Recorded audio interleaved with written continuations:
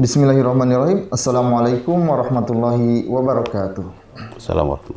Alhamdulillahirabbil alamin. Allahumma shalli ala sayyidina Muhammadin wa ala alihi wa sahbihi ajmain. Alhamdulillah, bersyukur kepada Allah Subhanahu wa taala di kesempatan yang berbahagia ini kembali kami menyapa dalam acara Majelis Yas'alunaka Islam Solusi Kehidupan bersama Syekhuna Syekh Surahman Hidayat. Untuk itu kami ucapkan jazakumullahu khairan katsir kepada para pemirsa yang telah menyampaikan pertanyaannya. Mudah-mudahan menjadi asbab ilmu kita bersama. Baik, mari kita simak pertanyaan-pertanyaan yang akan menjadi ilmu untuk kita bersama. Pertanyaan pertama datang dari Bapak Firman asal Padang yang menanyakan, saya membeli sebuah rumah secara kredit yang dalam akadnya akan dianggap lunas saat saya meninggal dunia. Apakah rumah tersebut termasuk harta warisan? Bismillahirrahmanirrahim. Assalamualaikum warahmatullahi wabarakatuh. Allahumma salli ala sayyidina Muhammadin wa ala alihi wa sahbihi ajma'in wa ba'du. Terima kasih atas pertanyaannya dari Pak Firman yang saya hormati. Di dalam masalah harta benda itu ya tentu ini masuk pada fikih muamalat maliyah ya. Ada seseorang itu berjanji untuk memberi sesuatu, lalu kalau janji itu direspon oleh pihak terkait ya, itu menjadi ikatan, aqdun, dari wa'dun menjadi aqdun ya. Di sini ada akad, dia kredit ya, dengan pihak pemberi pembiayaan kalau istilah di lembaga syariah ya kan. Apapun ya, akad sudah berjalan dengan pihak itu, tentu ada dua pihak, lalu dinyatakan di dalam akad itu salah satu poinnya, kalau begitu lunas, mungkin pada cicilan terakhir kan begitu lunas ya, maka kalau meninggal mungkin sudah lunas, mungkin belum lunas, tapi meninggal di dalam perjalanan pelunasan itu ya udah dianggap lunas. Ini dari yang punya hak ya kan, boleh saja begitu.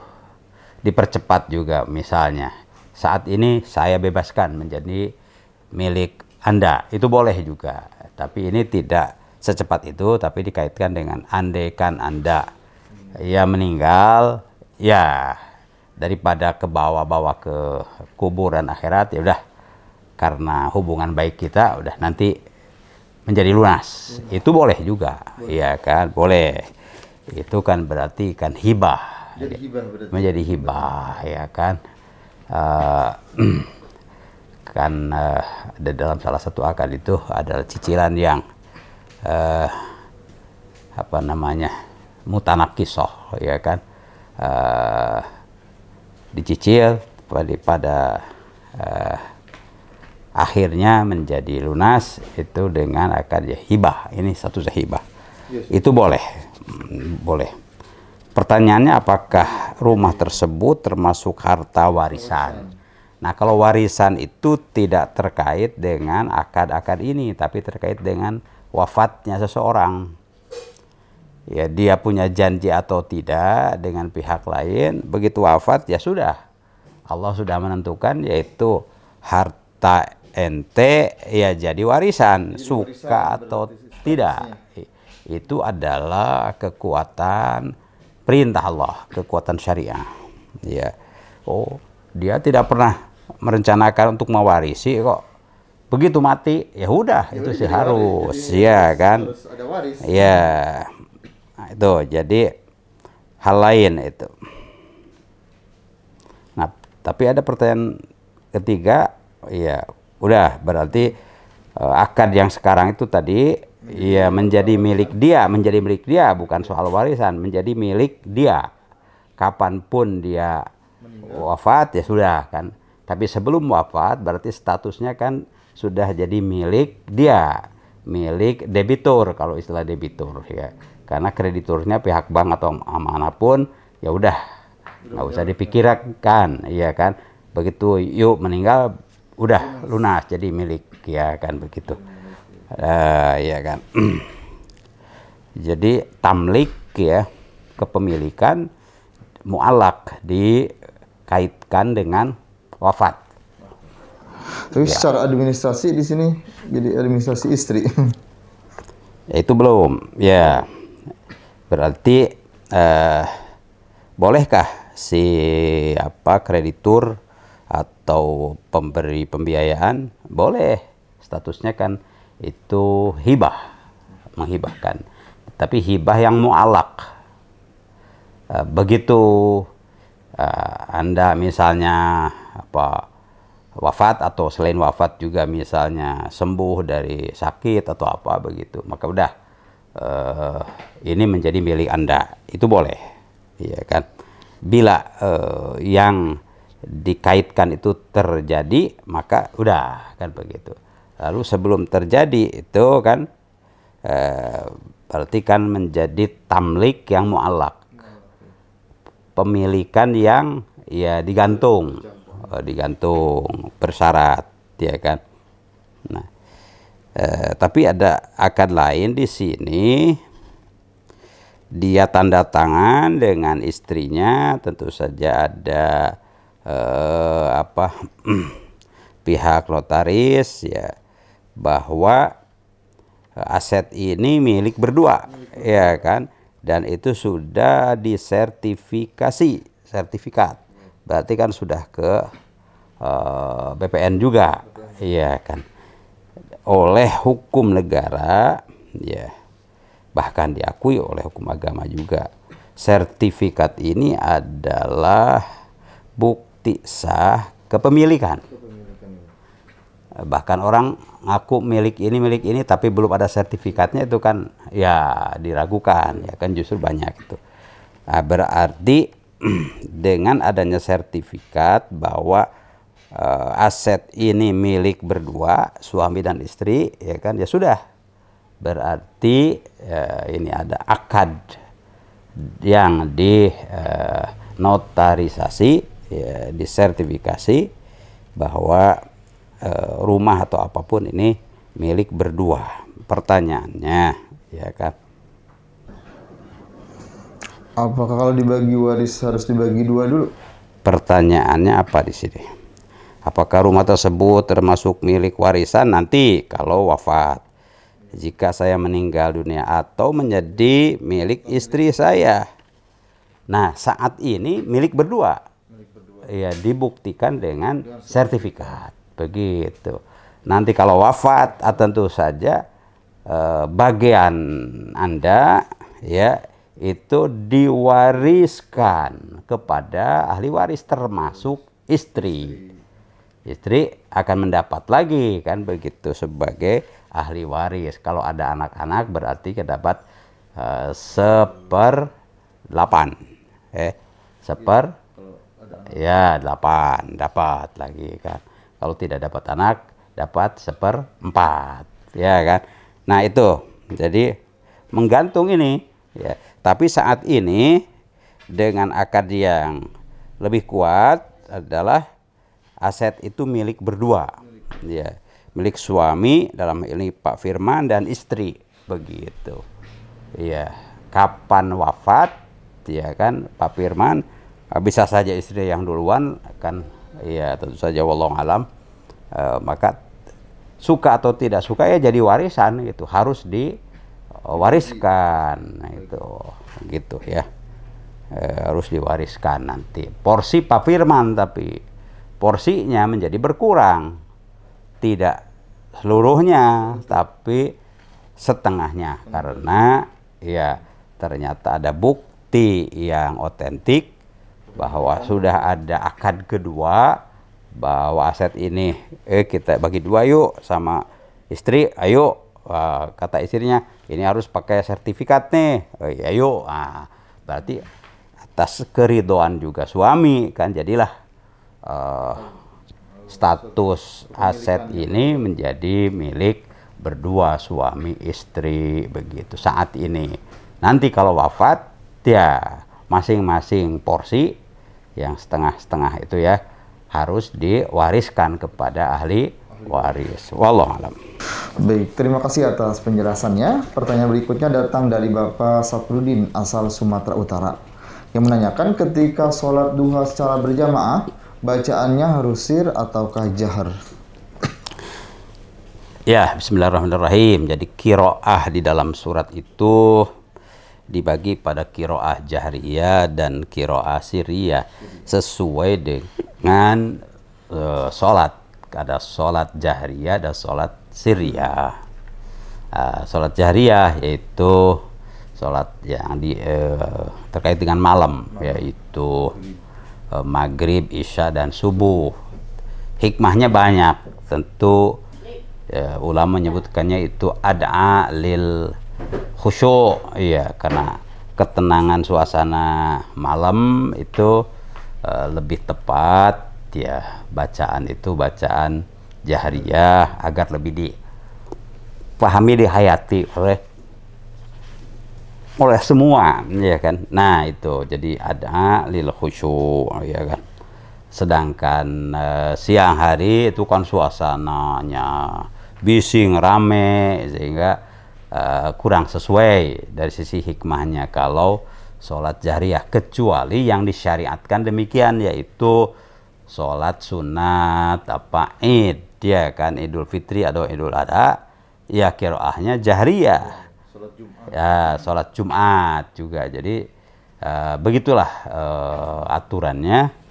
Nah, sedangkan sholat duha, ya aturannya dan contoh dari Rasulullah SAW adalah qiraahnya sirriyah, begitu kan, sirriyah gitu ya.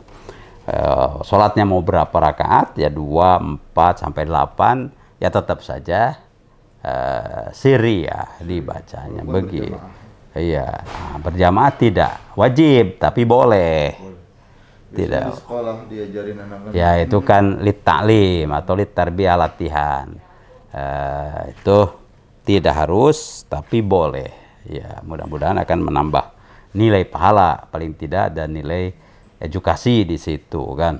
Ya seperti halnya qobliyah, ba'diyah, zuhur, atau rawatib. Ya kan itu masing-masing saja. Dan sirriyah. Tapi bolehkah ada yang ikut jadi berjamaah sekalian? Boleh kan begitu, ya. Baik, Allah. Baik, terima kasih atas penjelasannya. Pertanyaan berikutnya datang dari Ibu Husna asal Lombok yang menanyakan bagaimana hukum bekerja di Gadai Emas dengan sistem kerja yang apabila emas yang digadaikan oleh nasabah ingin diambil kembali oleh nasabah tersebut, maka nasabah memberikan upah ke Gadai Emas tersebut dengan istilah jasa simpan. Nasabah tidak dimintai bunga, nasabah hanya membayar jasa simpan. Apakah diperbolehkan? Baik, bismillahirrahmanirrahim. Di sini ada dua hal. Pertama, hukum ya gadai emas itu sendiri, ya kan, yaitu rohnun, ya rohnul zahab atau rohnul huli, ya, perhiasan. Prakteknya adalah ya menyimpan emas itu di perbankan syariah atau di mana, karena tentu disimpan perlu dijaga, perlu dirawat, ya kan, begitu. Nah, sebagai imbalan atas atau jasa penyimpanan dan perawatan, penjagaan, wajar dong ada ujroh. Jadi ajrut ta'ab, ya, muqabilut ta'ab, sebagai imbalan ya ada jasa. Karena ada jasa real itu boleh. Nah, pertanyaannya bekerja sebagai ya orang yang bekerja di situ. Kalau akadnya sah, ya kan, pekerjaannya sah, maka orang yang bekerja misalnya sebagai apa, security, ya kan, boleh kan, halal kan begitu. Kalau pekerjaan itu halal, maka ikut bekerja di situ sebagai security kah atau penyambung atau apa, itu sah kan, boleh kan begitu. Intinya ya, tapi ada yang kurang di sini. Jadi bukan hanya menyimpan emas itu, tapi kan si yang menyerahkan emas itu ada kepentingannya. Tidak ujuk-ujuk dia nitip emas, lalu gade itu kan ada sesuatu. Dia butuh dana, ya kan? Dana itu, ya. Lalu dia setujulah dengan LKS menggadekan emasnya. Lalu dananya apa? Ya dikasihkan berapa? Sekian juta. Sebagai apa? Sebagai kordon. Di sini jadi ada kord dulu. Kord subah tidak ada bunga, ya. Sudah sebagai jaminan atau apa ini ada emas, ya kan? Emas batangan atau emas perhiasan boleh saja, ya kan? Nah, dari mana itu LKS membiayai tadi security dan brankas? Ya bukan dari bunga, tapi ya dari sianah maintenance, ya kan, pemeliharaan. Ya, tapi boleh, tapi ya emasnya disimpan di sini, tidak di rumah Anda. Nanti selama disimpan kan ada yang jaga nih, ya kan. Nah, ada tentu saja uang jasanya sekian, begitu. Itu sesuai dengan apa namanya lamanya, ya bisa per minggu, bisa per bulan kan begitu, tapi bukan imbalan kord tadi. Sebagai imbalannya imbalan amal jasa atau ta'ab istilahnya, itu boleh, ya kan, boleh begitu. Wallahu a'lam. Baik, terima kasih atas penjelasannya. Pertanyaan berikutnya datang dari Ibu Nita asal Jakarta yang menanyakan, ya, apakah anak laki-laki tetap harus mengutamakan ibunya jika sanak keluarga dari istrinya ada yang meninggal dunia? Seperti itu.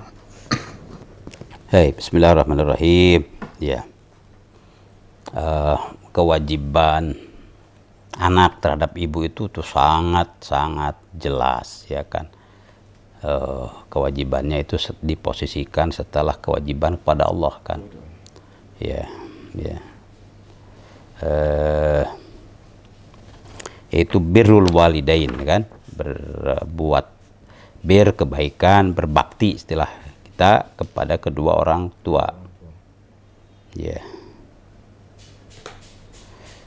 Kepada Allah itu Allah ta'budu illa iyyahu, kalian jangan menyembah, beribadat melainkan hanya kepada Allah. Jadi kewajibannya ibadat secara ikhlas kepada Allah. Lalu ayat kewajiban kedua, wabil walidaini ihsana, ya kan, kewajiban kedua berbuat ihsan kepada kedua orang tua, di sini ibu, ya kan. Ya bahkan ibu itu diperkuat lagi dengan hadis Nabi, kan.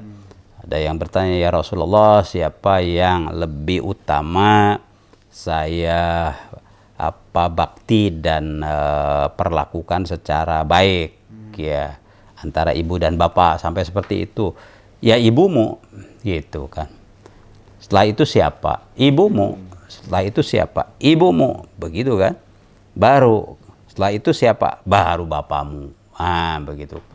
Kenapa? Memang wajar ibu kan yang mengandung 9 bulan, wahnan ala wahnin, dalam penuh derita dan ya payah dan seterusnya sampai melahirkan juga, itu ya bersabung nyawa itu saja antara hidup dan mati kan. Setelah itu juga ya yang mengasih asinya, makannya, ya merawat ya sampai itu, ya itulah. Jadi kasih ibu itu sepanjang jalan. Ya, oleh karenanya ya ibu itu yang priority, first priority dibandingkan dengan bapak sekalipun. Apalagi dibandingkan dengan saudara yang lain. Nah, saudara dari istri, bahkan saudaranya sendiri, adiknya, kakaknya gitu kan. Itu tentu prioritinya ibu. Kalau ada keperluan yang waktunya bareng. Ibu perlu dilayani, misalnya diantar atau di jenguk atau apa begitu, ya apalagi sakit ya. Yang lain ini ada meninggal, begitu kan. Gimana nih? Ya ini status kewajiban. Tentu kewajiban ke ibu itu melekat itu kan, kecuali kalau memang keperluannya sudah cukup dan ada yang menggantikan, boleh ya, tapi harus izin kepada ibu, itu izin. Sebab ya ketika ditinggalkan bisa saja ibu bertanya-tanya lalu hatinya menjadi tidak bahagia. Nah, tidak boleh itu membuat sesuatu yang membuat hati ibu itu tidak bahagia, begitu kan. Sebab sekalinya ibu itu mengucapkan sesuatu yang menunjukkan tidak ridho, waduh bahaya itu kan. Jadi, ya itu makanya tetap the first priority adalah ibu. Kecuali kalau dalam waktu yang bersamaan ada saudara dari istri yang meninggal atau sakit atau bagaimanapun, boleh ya ke sana, tapi paling tidak ngasih tahu ke ibu kan, begitu. Ngasih tahu ya, setelah diizinkan ya tentu baru berangkat ke sana ditunaikan ya kan. Apalagi kalau wafat ke sana kan statusnya sunnah atau wajib kifayah ya, wajib kifai ya kan. Kalau ke ibu ini ya tentu saja wajibnya ya aini lah ya. Kalau ada beberapa orang ya semua bisa bergantian, tapi ini kan sepertinya sangat perlu dilayani, terus didampingi ya kan, itu. Jadi tetap prioritas ada kepada ibu. Wallahualam. Baik, terima kasih atas penjelasannya. Pertanyaan berikutnya datang dari Bapak Supardi asal Lampung yang menanyakan, Afwan, bagaimana hukum syar'inya bila memanfaatkan lahan tanah milik orang lain yang tidak dimanfaatkan oleh pemiliknya dan pemilik lahan tanah tersebut telah memberikan izin? Baik, bismillahirrahmanirrahim. Kepemilikan itu ya orang yang memiliki sesuatu di sini adalah tanah ya, punya hak untuk sebutnya hakut tasarruf, hak melakukan perbuatan hukum secara leluasa. Apa saja hak tasarruf itu, dia memanfaatkannya ya kan, mau dibangun, mau ditanami, mau di apa kan, begitu ya. Itu hak tasarruf pertama, itu intifa. Yang kedua, boleh juga dijual, iya kan? Boleh juga dihibahkan. Ya, nah dalam hubungan ini dia menghibahkan manfaatnya. Udah ini kepada masyarakat, silahkan kalau yang perlu memanfaatkan lahan kami, mungkin pemuda untuk main bola gitu kan, begitu ya, karena tidak ada ruangan yang luas nih, supaya anak-anak muda ini bisa tersalurkan minatnya, hobinya, itu boleh ya kan. Atau untuk yang lain juga yang senang bercocok tanam, ada ini tanaman ini lagi ngetren toh, asal tentu saja izin kan, paling tidak memberitahu. Kalau sudah diumumkan, dia mengumumkan itu berarti si B masuk untuk menanami atau untuk apa, paling tidak kan memberi tahu, boleh itu kan. Batas pemanfaatannya ya sebatas yang tidak merusak kepemilikan. Misalnya merusak kepemilikan itu ya yang tadinya ada aliran pengairan ke situ ditutup, nggak boleh kan. Sebab itu akan mengganggu manfaat kepemilikan miliknya ya kan. Sejauh memang sesuai, bahkan lebih manfaat ya tanah tersebut, boleh ya. Itu dipagar misalnya supaya tidak ada banyak hewan, itu boleh itu kan. Itu boleh ya. Pemilik tanah tersebut telah memberikan izin untuk dimanfaatkan oleh orang, itu boleh ya kan. Tapi kebolehan itu tidak mutlak, tetap saja dibatasi, yaitu sebatas kemanfaatan tanah itu sendiri, tidak mengurangi kemanfaatannya, bahkan tidak merusak kemanfaatannya, begitu. Wallahu a'lam.